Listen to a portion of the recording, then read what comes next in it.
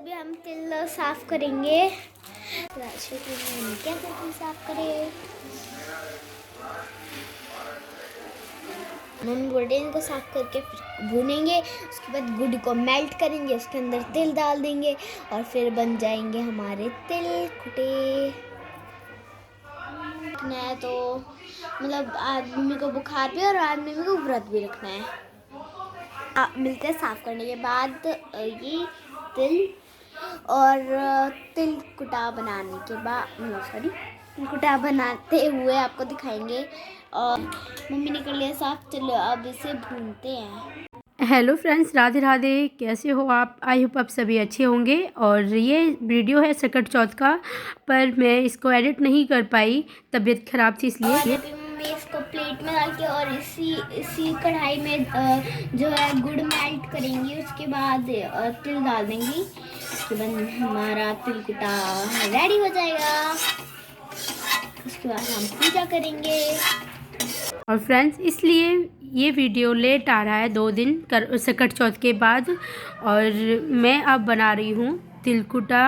और मैंने गुड़ को ना चाकू से छोटा छोटा काट लिया था, क्योंकि मुझे पिघलाना था कढ़ाई में। मैं हर बार इस तरह से बनाती हूँ 2-3 बार से, और अच्छा बनता है। बिल्कुल बर्फ़ी की तरह मैं थाली में जमा देती हूँ और बच्चों को भी अच्छा लगता है। अब आप देखो मैंने किस तरह बनाया है। बहुत से ना बूरे में और खांड में बनाते हैं और बच्चों को नहीं पसंद आता है मेरे। मैं इस तरह से ही बनाती हूँ इसको।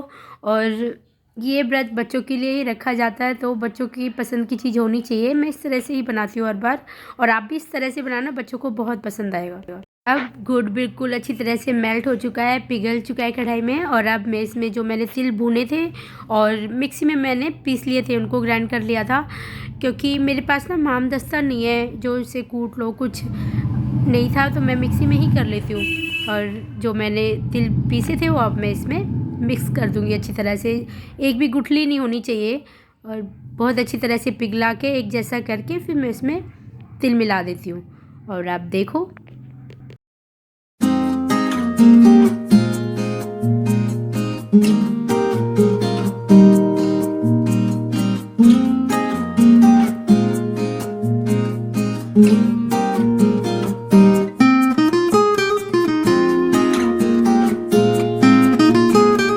तिलकुटे को तैयार होने के बाद प्लेन थाली में घी लगा के उसमें मैं ये सारा डाल दूँगी और अच्छी तरह से चम्मच से एक जैसा करके और फिर बर्फ़ी की शेप में काटूँगी। बहुत अच्छा लगा था। और आपने ना जो मैंने प्रसाद बनाया था, व्रत का खाना बनाया था, उसमें मैंने दिखाया आपको, पर मैंने ना वो काटते हुए नहीं दिखाया, बर्फ़ी की तरह थाली में से निकालते हुए।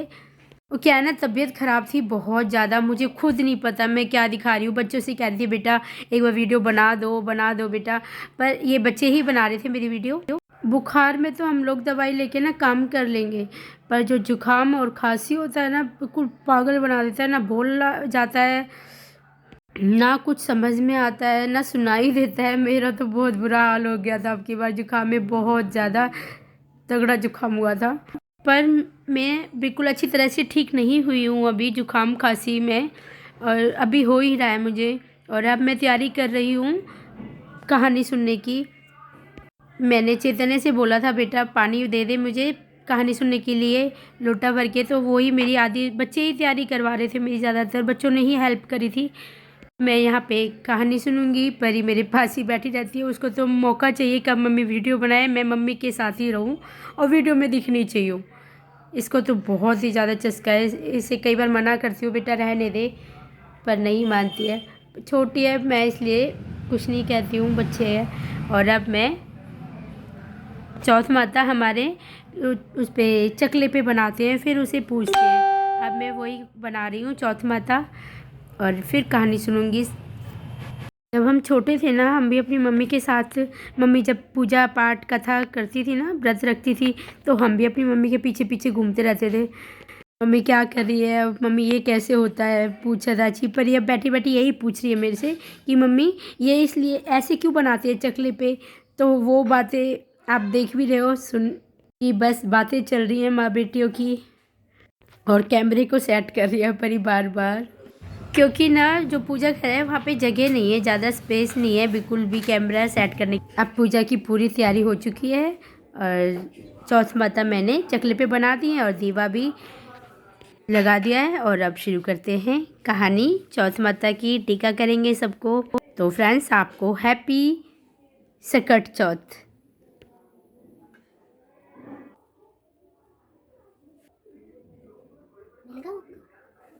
लगा ही नहीं।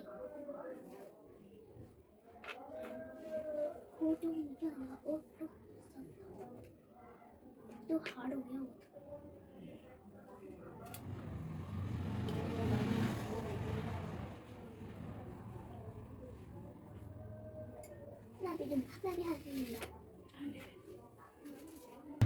एक दिन गणेश जी महाराज चुटकी में चावल और चम्मच में दूध लेके घूम रहे थे कि कोई मेरी खीर बना दो, कोई मेरी खीर बना दो। सबने थोड़ा सा सामान देकर मना कर दिया। तो कहानी सकट चौथ की कहानी है। बुढ़िया बेटे के लिए, बेटा मैं तो तेरे सुख के लिए ही व्रत रखती हूँ। चौथ माता तुझे भीड़ पड़ेगी या संकट आएगा, वहीं पर तिलकुट डालकर बैठ जाना और कहना कि हे तिलकुट बिखेर कर बोला, हे चौथ माता, अगर मेरी माँ मेरे नाम के व्रत रखती हो तो मुझे यहाँ से बचा ले, नहीं तो सांप को डसने दे। तभी यह सुनकर सांप पीछे हट गया। अब वह एक गांव में गया। वहाँ उसने पेट भरकर पूड़े खाए और सोते समय बुढ़िया को बोला कि जब राजा के घर से बुलावा आए तो मुझे उठा देना। जब रात को राजा के घर से बुलावा आया तो बुढ़िया ने उसे धीरे धीरे से उठाया और वह उठकर बैठ गया और बोला, बुढ़िया माई, मैं तेरे बेटे की बलि की खाते जा रहा हूँ। और वह लड़का चला गया। वहाँ जाकर चौकी पर तिलकुट बखेर कर बैठ गया। राजा के गए हैं, सारी नगरी में ढिंढोरा पिटवा दिया कि बेटे की माँ सकट चौथ का व्रत करियो, तेरे चौथ करियो, तेरे नहीं तो चार नहीं तो दो तो सब कोई करियो। हे चौथ माता, जैसा बुढ़िया माई के बेटे का दुख दूर किया वैसे सब किसी का करियो। वो चौथ माता की जय। सकट चौथ का व्रत गणेश जी महाराज का होता है और गणेश जी का भोग तिलकुटा से लगता है। सकट चौथ का व्रत माघ मास शुरू होता है, जो पूर्णिमा होती है, उसके बाद तीसरे चौथे दिन तीज चौथ को होता है। कई बार तीज में पड़ जाता है, कई बार चौथ में। गणेश चतुर्थी महीने में 2 बार आती है। एक आती है कृष्ण पक्ष में और एक आती है शुक्ल पक्ष में। जो शुक्ल पक्ष में आती है चतुर्थी उसे विनायक चतुर्थी कहते हैं और जो कृष्ण पक्ष में आती है उसे संकटी चतुर्थी कहते हैं।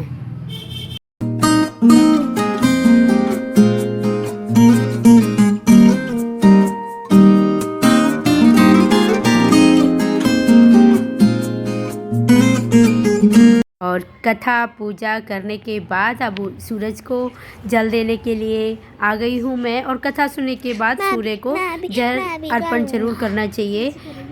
मेरे यहाँ घर पे जगह नहीं है तो मैं ऊपर छत पे अर्घ देने आ गई हूँ। और आप भी दर्शन कर लो सूर्य नारायण भगवान के। बहुत कम दिखाई दे रहे थे, बारिश का मौसम हो रहा था इसलिए। अब तो सूर्य नारायण भगवान किसी किसी दिन ही दिखाई देते हैं।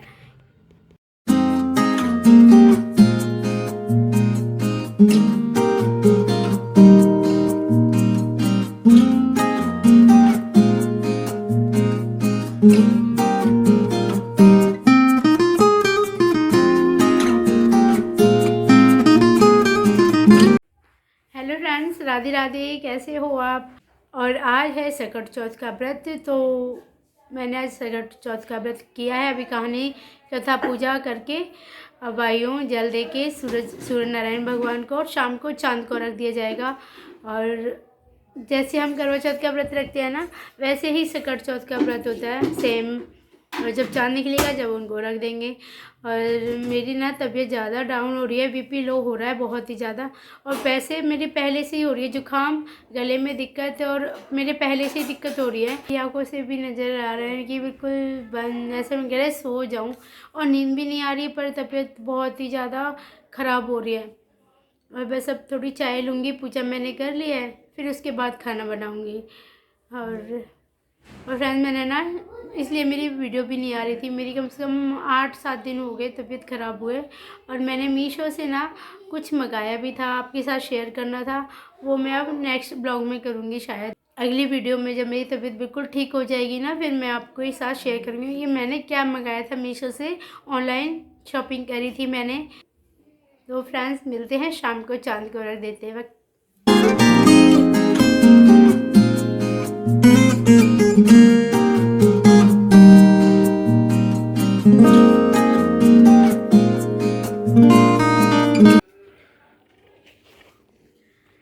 अब अर्घ दे के आती हूँ चांद को। चांद तो अभी निकला भी नहीं है, 10 बज गए और पता नहीं कब तक निकलेगा। और 9 बजे का टाइम था और बहुत ज़्यादा बीपी लो और अजीब सा होता जा रहा है अब। तो मैं अब जाती हूँ ऊपर, छत पे देखती हूँ चांद निकला है या नहीं। सकट चौथ का व्रत होता है ना, उस दिन चंद्रमा बहुत इंतज़ार कराते हैं। टाइम होता है इनका 9 बजे का, 8:30 बजे का, और दर्शन देते हैं 10 बजे, 10:15 बजे। और मैंने 10:15 बजे इंतज़ार करके 10:15 बजे दिखाई दिए, तभी मैंने अर्घ दिया था। और अगर बारिश हो तो बात अलग है, नहीं तो मैं इंतज़ार करती रहती हूँ कि दर्शन हो जाएं जब भी अर्घ दूँ। और मन में ये रहता है कि हमने ना चांद को अर्घ तो दिया पर दर्शन नहीं हुए। ज़्यादातर सकट चौथ को ना बादल होंगे, बारिश होगी, मौसम ख़राब ज़रूर रहता है, क्योंकि बहुत ज़्यादा ठंड होती है जनवरी में। और या तो बारिश होगी, इसलिए दिखाई नहीं देते, उनकी भी कोई गलती नहीं है। और मैंने अर्घ दे दिया है, पूजा कर ली है।